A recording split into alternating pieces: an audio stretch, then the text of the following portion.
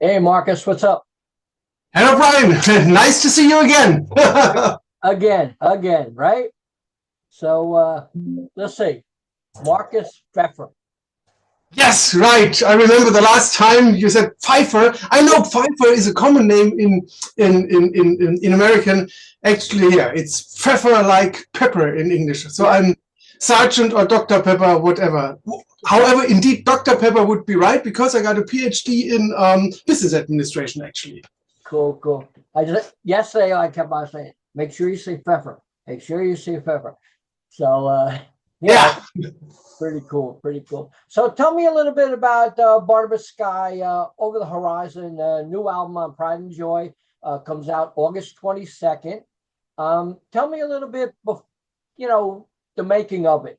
And I want to go into your background a little bit, since you're in many bands. I wanted to know if there's other bands coming too that you're going to record with, because I got Wet Desert, Winterland, Lazarus Dreams, Mason, Mystery Moon. Is there any more? Atlantis Drive, actually, which released an album quite almost exactly a year ago. But that was a one-off album I did with Mark Bowles, maybe you remember, Yeah. and the French keyboard player Joris Guibault. Actually, okay, let me start with the question. Wet Desert was a band, it was an Irish folk rock band locally here in Kaiserslautern, which I joined way back in 2004. The band was originally coming from we call it a school band. It was guys who knew each other from school. Right. Then they were starting to write original songs. Of course, then they finished school, one of them went to Harvard University, the next one moved to wherever, and I was replacing the former main composer and guitar player. So I was a member of Wet Desert from 2004 until 2007. 7, no, it was 7, early 7. Yeah. And however, Mason, which you mentioned, I'm not actually a member, but Marcus Mason, some time ago, he's a singer, a bass player, composer, and I think a manager. He's, as far as I know, he's the manager of the Canadian band Hit the Ground Running. Mm-hmm. And they are or were on the same label as several other projects of mine, and he contacted me on Facebook and asked if I'd be interested to play some guitars on one of his songs. I think in the end, by now, it's like 4 songs where I contributed some guitar parts, which I find pretty interesting to do, because your main question was, I have so many bands. The fact why I have so many bands is that I write so many songs. I just write too many songs for one band. Right. However, usually I'm the writer, the main writer and composer. And I think it's a completely different thing to do when someone says, hey, look, here's my song. What kind of guitar stuff would you add? You know, that's something which sometimes helps me like free my mind and see things from an other perspectives. So for me, this is not like a job thing. I don't take money for something like that. I take it as a personal experience and learning process. Yeah. Now, Marcus Mason, he got a new album coming out, actually. And did you work on that with him? Yeah, right. I can't tell you if it was 2 or 3 songs. At least it was several songs, yeah. Right, yeah. Wow. Do you know Jimmy Katon, who is a drummer? He's a great guy too. You know? Yeah, and in fact, actually, Jimmy Katon is a fantastic singer. I just got his song. What is it called? I always think of Fire and Ice, but it's not the name. You know which song I mean. Yes. And when I heard it for the first time, I was like, wow, what? He's got a voice a little similar to Ozzy Osbourne in his best times. I was like, wow, a drummer with that kind of voice, that's not very usual. And actually, Jimmy Katon, indeed, I not only know, but we both contributed to a song which I wrote for someone else, and you did miss that one, Richie Newton. Richie Newton is a singer who comes from Germany, Bavaria. He left Germany, I don't know, something like 30 years ago to go to Asia, where he still is. Right now, I think he is in Indonesia, and he is doing the Metal Heads Forever Rockcast show, some video podcast show on YouTube. And he interviewed me several times in the past. And he asked me if I would like to write the music for the title track of his forthcoming solo album, right, which was meant to be called Higher Power. I did, and the drums were played by Jimmy Katon. Cool, cool. And Jimmy Katon has an EP out right now. It's doing great. Great, great songs, everything. I interviewed him about 2 weeks ago. What a great guy.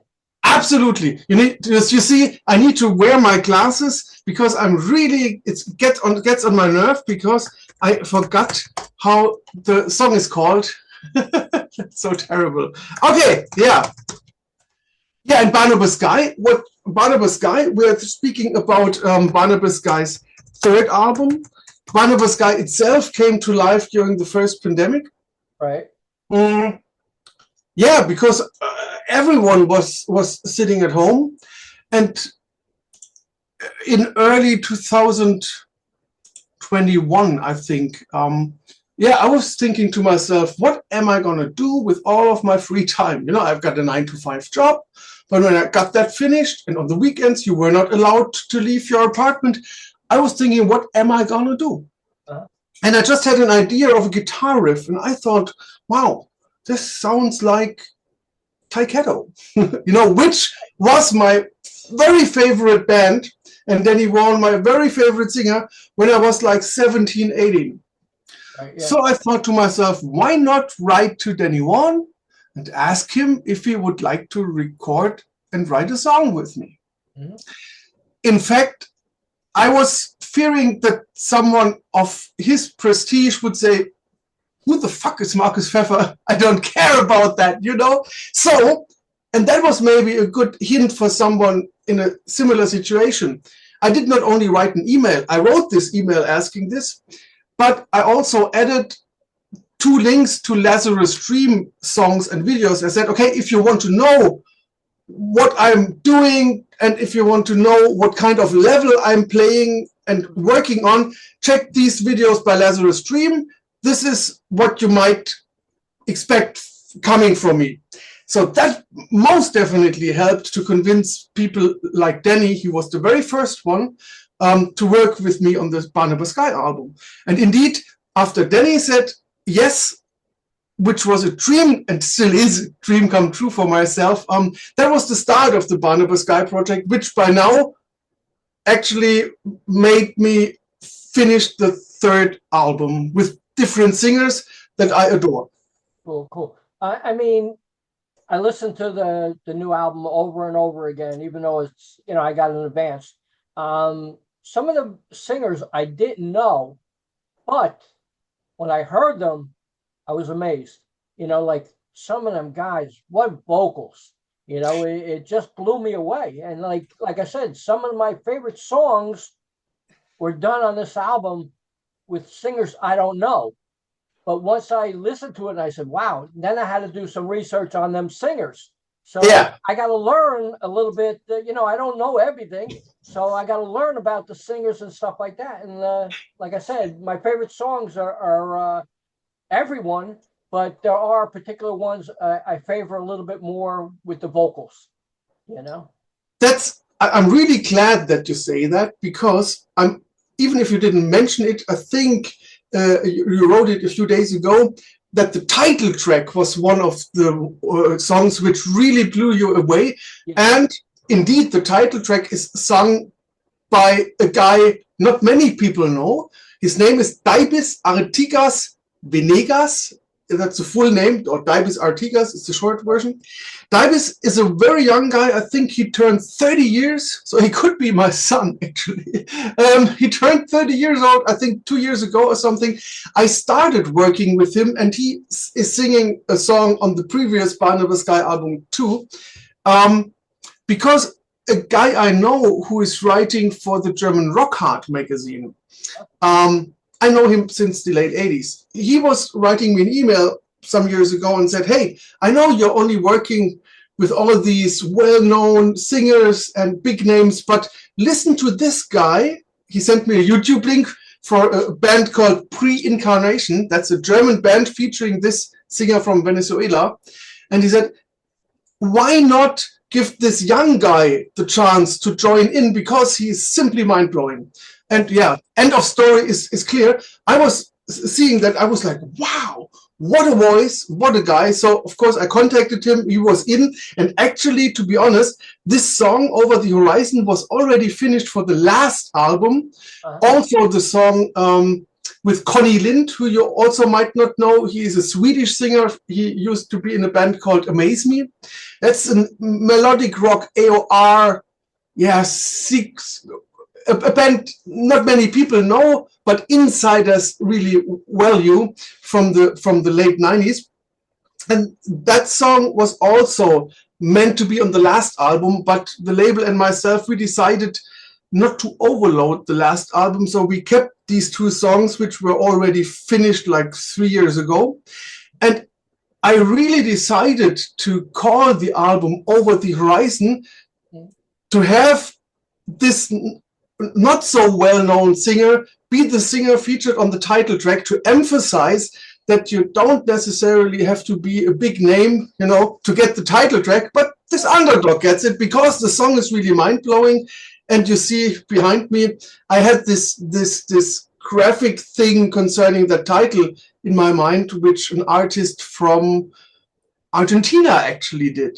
So South America plays a role. The singer originally comes from Venezuela, and the layout was done by a guy from Argentina. So yeah, I tell too many things I'm not asked. Okay. And the Connie Lind song blows me away too. That I don't know nothing about him, but I did research and I love the song. So I need to know a little bit more about him. You know, that's interesting, because to be very honest, I told you that that song is finished for about, I don't know, 3 or 4 years by now, and I always have the songs I'm working on with me on my smartphone or on my MP3 player. And actually, I have listened to that song during the last 2 years, I don't know, several hundreds of times. So in fact, I was so tired of listening to that song that I really thought I might keep it off the album or make it a bonus track only on the CD. I sent the material to the label, and they are, have you lost your mind? This is such a strong song. It has to be part of the regular album. And I'm really glad that the label boss, Birgit Schwanke, convinced me to do so, because I really was already getting tired of the song. However, I think it's pretty cool to have Conny, the Swedish guy, also as, let's say, the second underdog, have people hear the album and maybe get to know of him. But it's a really cool voice and a cool guy. He's a very funny guy. If you check his Facebook profile, I think he's a very, very funny guy. Cool. Now you do have two vocalists on here that are personal friends of mine, which is Dirk Kennedy from Hittman, and you got Tony Harnell, which I talk to pretty much on a regular basis and stuff like that. So, you know, they have to be my favorites. Once I hear the songs and I hear their vocals, you know, so how do you go about contacting all these vocalists? Tony Harnell was pretty easy, because he's got a website. So I wrote an email to the website. Hello, Tony, my name is Markus. Check these videos out. Would you like to write and record a song with me? I might add, all the singers wrote the lyrics they sing, you know? It's not like I give them the lyrics and say, sing this. They are completely free to write their own lyrics, because I always feel like if someone's singing his own lyrics, he might add more of his own personality and feeling to it. Right. So that was the way I contacted Tony. However, with Dirk, I remember it was a little more complicated. Mm-hmm. I think I had to do some research. No, I remember. I actually was looking to find a Hittman Facebook page, since I did not find Dirk Kennedy as a person, so I wrote to Dirk, to the Hittman Facebook website, whoever is on the other way. I said, hello Hittman, this is Markus. Can you give me some contact information on Dirk? Which they did. Then I got the email from that way and contacted him. And in fact, Dirk, he's also one of my favorites because I listened to Hittman's Vivas Machina album, the second one, day and night and day and night and day and night while I was playing in the band Scarlet in the early 90s. And I was always driving with my car through the night, hanging up posters of our band everywhere around our area. And during that time, to stay awake, I listened to Hittman. So I have a very nostalgic, emotional connection to Hittman, and I loved his, his compositions, his voice, Mercy, all these songs. You name them, you know them, and therefore, concerning Dirk, I was writing this very epic track, which is even longer than 9 minutes, the longest song I ever wrote, explicitly for Dirk, because I wanted to have him in this more progressive, epic song, because this was what I valued the most with his voice and with what I got to learn from him like more than 30 years ago. In fact, we also talked about personal things, and even if he's thousands of kilometers away, he's one of the singers. We also talked by WhatsApp.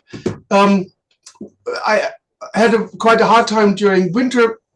He also had some personal things to deal with during the same time, so we were getting quite personal, and I value him as a very close person. I would not call him a friend, but I think we got to know each other most personally from all the singers I worked with during the last 5 years, if I might add that on a personal note. Oh, cool.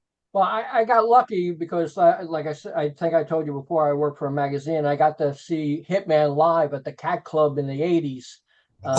And so envious. That blew me away. And I also got to photograph Tony, too. So, I guess I'm just lucky, they lived in the area, Absolutely. I mean, like I think I said that before, I'm sitting here in Kaiserslautern, Germany, which I don't know if you know where that is. It's very close to Ramstein. Cool. Ramstein, the biggest US military air base in Germany, is like 5 minutes from where I grew up. I grew up in a small village, like half an hour from here. Right. So we always had American neighbors. And I don't know what I did want to say. I lost context. What was the question? No, I'm just saying I saw Hittman back in the 80s. And right. I wanted to say we always had American neighbors, and we had very close contact to many American people. So I got, like, from our neighbors in the 70s, I got all the original Hulk comics, for example. Right, And they were telling us about movies which came out in the States, because they got to see the movies on the airbase months before they were released in Germany and things like that. And there was an American guy who was into hard rock in the late 80s, and he was speaking about all these things, and I was there, the local boy, thinking like, the Cat Club and the Troubadour in LA, but of course L'Amour in Brooklyn, New York. It's a common name I've known for 35 years, and you can really call yourself lucky growing up in that area. I would have loved to, because I grew up on the countryside. I'm a redneck. So, like, I mean, L'Amour's was amazing. I got to see Vinnie Vincent Invasion and so many other, fantastic bands. And looking back, there was so much I missed also that I worked. So, I couldn't go, but I did see a lot of great bands back then, I think this week I saw a flyer you posted, might have been of L'Amour, with Skipro and Taiketto from 1989. That was 2 years before Tyketto even released Don't Come Easy, right? Right, yes. Yep. Definitely. Wow. But you never got to know Danny Vaughn, or did you? Not really. Okay. Cool. Because concerning Danny Vaughn, there's another quite interesting story. We just missed each other for a few days, a few weeks ago, because he is living in the south of Spain in the meantime, right, where I spent holidays for quite regularly. And we wanted to meet up in the south of Spain. Unfortunately, when I was passing by his area, he was visiting friends in the UK.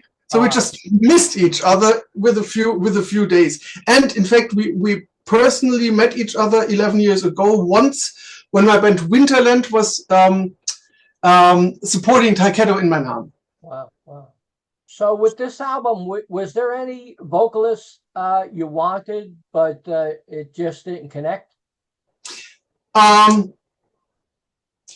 No, not with the album, but with Barnabas Sky itself, of course. Yes, there were several people I contacted who either said they are not allowed to because they are in exclusive contracts, so they are not allowed to sing lead vocals on other artists' albums. There was one or two guys. A few guys said they are unfortunately not interested in doing these things. I name one, Lillian X, Ron Taylor. I always loved Lillian X, so I would have loved to have him being featured, but unfortunately, yeah, he's not interested in doing projects. Same applies to Roy Khan of Camelot or Conception. Right. Some other people I wrote to never replied, unfortunately, which I think was really sad, because all of these female singers I contacted, yeah, none of them replied, unfortunately. And you know that the female singers I might have contacted could only have been like 3 to 5, so I don't need to name anyone, I think. Right, yeah. Wow, wow. Well, you got to be happy with the turnout for this album because it's phenomenal. There's no, filler songs here at all, and you got, you got all these vocalists. So, everybody wants to hear this album once it comes out on August 22nd on Pride and Joy. I sure hope so. Just a few days ago, I don't know if you know the website melodicrock.com. Yes, I do. I know Andrew. Andrew McNeese. Andrew McNeese I've known since like 1997 when I discovered his website, because I was on the search what Mike Tramp is doing, because I was a White Lion fan in the late 80s and early 90s.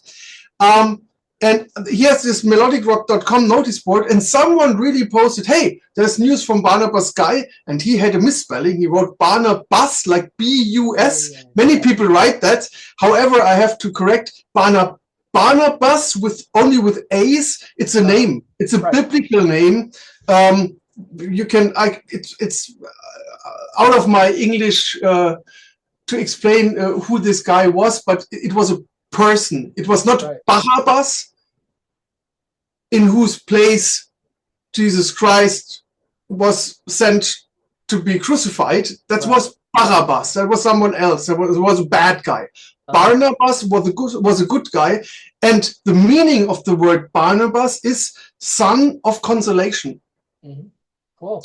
Very cool. And during the pandemic, that was what everyone was looking for, to find consolation. And Barnabas Sky, I thought, is a combination of two words which just sounds and looks good. So that's where the name come from, actually, yeah. But to be honest, it might be that it's the last Barnabas Sky album I'm doing, because, of course, it's a big financial thing to do, and also coordination, because you need to coordinate with every singer and stuff. So, yeah, I'm looking very forward to releasing it, but I can't really say that I might be able to do another album of that format. Right, yeah. Wow. When you contact these vocalists and stuff, is there a contract that's made, or is it just, verbal? It's indeed all just, not necessarily verbal, but just by email. We had no contracts made, but of course, what I tell them or write to them by email, and I stand for that, is when I pay, let's say, a fee to have someone be involved, because they have to write lyrics that might take many hours or weeks of time to invest. Many other people say, if you get like let's say $500 for a song. That's it, and you won't see any more penny. Right. I say if someone is the writer, the lyricist, he needs to get the, I don't know what the English word is, we have the GEMA in Germany. And if I'm a composer, Right. I get money for composing a song when it is sold, you know, it's called tantieme. What is it? Royalties, right. Okay. And of course I write to them, if you write the lyrics, you get all the royalties as soon as the song is released. Right, yeah. I think that's a very fair deal, because when it sells millions, it might make them rich. It probably won't, but you never know. Cool, cool. So this has to be a studio project, because you can never get all them singers, you know, maybe one or two would be able to do a live show and stuff like that. But, you know, it has to be difficult trying to arrange everything. That's right. You might know the example of Circus of Rock. Circus of Rock was a similar studio project until the last album by a drummer from Finland, Mirka Rantanen, I think he's called. And for the new album, he has made an album just with Mark Bowles, so he's able to play live, you know. Right. Yeah, Barnabas Sky was never meant to be a live band. As I said, it was coming to life with F during the pandemic. Yeah. But another thing I have to add concerning when I contact singers, I usually contact singers, are you interested in doing this? And if they say yes, I write the song explicitly for them. Cool. It's not like I have 200 songs lying there and then, you know, I'm like, I sent this song to Tony Harnell. Yeah. No, I try to write songs fitting to the singer who's meant or supposed to be singing them and writing lyrics for. Cool. Do you send more than one song when, say you did Tony Harnell? Do you send him one song or two songs and say, pick what one you think fits you best, or you just what you think? No, actually, I wrote a song for him, and after a while he said, he just cannot get into it. And I said, okay, then don't force yourself to do that. I'll write you another song. Yeah, that's how it went, you know. And I was glad that Tony was so honest to say he can't really get into it, and that he did not take it just like it as a job. You know, it shows that he wants to do it with his heart. And I think I was not really at first. I was not really thinking of him singing a ballad because of his high voice, no? But I'm glad actually. Then I gave him this ballad because that's something people might not expect to hear from him on such an album. Right, yeah. Definitely good. You know, were there other songs you had available to add to this album, or are you happy with the way it goes? Just as I said, no, because I wrote the songs explicitly for the singers. Right. And therefore, there was no other material, I'd say, lying around. However, I think during the last interview, I said the same with concerning Winterland. During the last winter time, I wrote something like the song for music for 50 songs.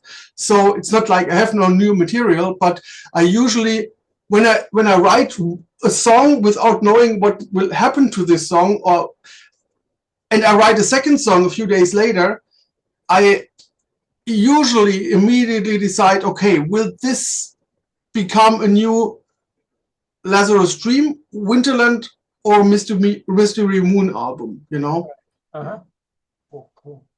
So are you working on anything else at this time? Yeah, indeed, because I decided what I said in the reply before. I wrote the music for the next Winterland album.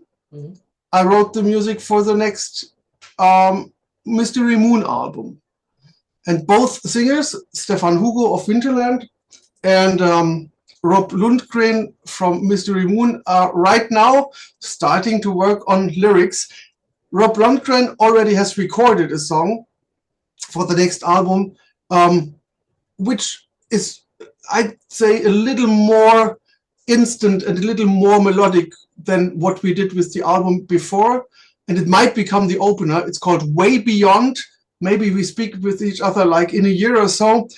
Wow, that song was really blowing myself away. It has a very immediate hook line which you hear and just can't get out of your head. And he found a very, very cool, lyrics and vocals for it. Way beyond. Maybe the album will also be called like that. And concerning Winterland, Stefan Hugo, he's a very close friend of mine. Yeah, he has to write lyrics for, I think, 11 or 12 songs. Sorry, that's the output I have on the music during wintertime. However, during summertime, I usually don't write. During summertime, I have a penthouse and a big balcony with a view over the Rhineland Palatinate forest. I used to spend time outside to recharge my batteries to come through the dark winter time, actually. And during the dark winter time, I always write and record, to be doing something with my time instead of just sitting in the dark and hoping for summer to come back. Is there bands that contact you to ask you to write material for them? Yes. In fact, since I have several of these bands and projects going, people seem to recognize, okay, this guy is writing quite and releasing, obviously, quite a lot of material. And yes, I have composed some songs for the next album by a German singer named Dan Lucas. Mm-hmm. Dan Lucas used to be the singer of a band called Caro in the late 80s, featuring members of the band of Nena, which you possibly know, 99 Red Balloons. Yeah. He recorded his new album in the studio where Barnabas Sky, Lazarus Dream used to be mastered, and he asked the studio guy, "Do you know someone who might be able to compose songs for myself?" And then Lucas comes from like the Journey tradition, right. And the studio guy Rolf Munke said, "Yes, Markus Pfeffer," So so I think I submitted 5 or 6 songs, and they took 4 of them, and I'm under a non-disclosure agreement, and I recently submitted or wrote 4 songs for quite a well-known melodic rock band from Switzerland. But I don't know if the label will, which is a big label, will take these songs. It's still open and there's no decision made, and I'm not supposed to be naming the band. And then there's a third thing going with which is called Star Ranger. That's a project I've been asked to join by a drummer and producer from Finland. The singer of the band is Peter Sundell. Mm-hmm. I don't know if you know his name. Grand Illusion, for example, he's, so to say, the Swedish Tony Harnell. He has a very, very big range. Then we have a keyboard player called Niklas Olsson. I think you might know his name. Yes, I know him. Yep. Yeah. And the drummer and producer is Mika Pushane from Imperium. And Mika contacted me and said, "Hey, what about working together and writing songs for new projects?" So this, Star Ranger is a going thing. And interestingly enough, a few months ago, I wrote a song. I wrote the music and the lyrics and the vocal melody for Peter, because Peter said, "Hey, would you be able to do that?" And I was like, "Let me try," and it worked. And I'm really, really glad that I don't know, it's the first lyrics I wrote since 2000, I don't know, 15 maybe, like the last 10 years. It's a song called Take My Hand, and Peter Sundell really managed to let's say take my blueprint and take it to another level again. Yeah. Cool. Well, Markus, it was great talking to you once again. I'm sure we'll talk again. Barnabas Sky's Over the Horizon, Pride and Joy, August 22nd. Make sure you check out the tunes, pick up the album, and get the download or wherever is available. It's a great album. I loved it. And congratulations, man. Would you like to say anything to the fans out there? Yeah, first of all, to you, thanks again for the invitation. It's always glad talking to you. Yeah, it feels like a friendship by now. Next time, unfortunately, we only see each other digitally. Next time, we need to hold a beer and say good evening. So first of all, thanks to you. Yeah, what can I say? I just can say, because we didn't mention him yet, David Cagle is the singer who is singing on the first video, Platform of a Star. I discovered him with Silent Tiger and wrote 2 songs explicitly for him. I really loved the song and his voice, and he's a very cool guy also. And the next video, I don't know when you release the interview, will be the opening track, Sign of the Wolf. The Sign of the Wolf with Vaughn. That's also a really, really cool song. A little different from what people might expect. We have a lyric video made, so people just have to look at the videos, and I'm sure they will love it as much as I do. I hope so. Thanks a lot, Markus. I appreciate the chat. Thanks a lot. Have a great day or evening. Bye-bye. Bye-bye.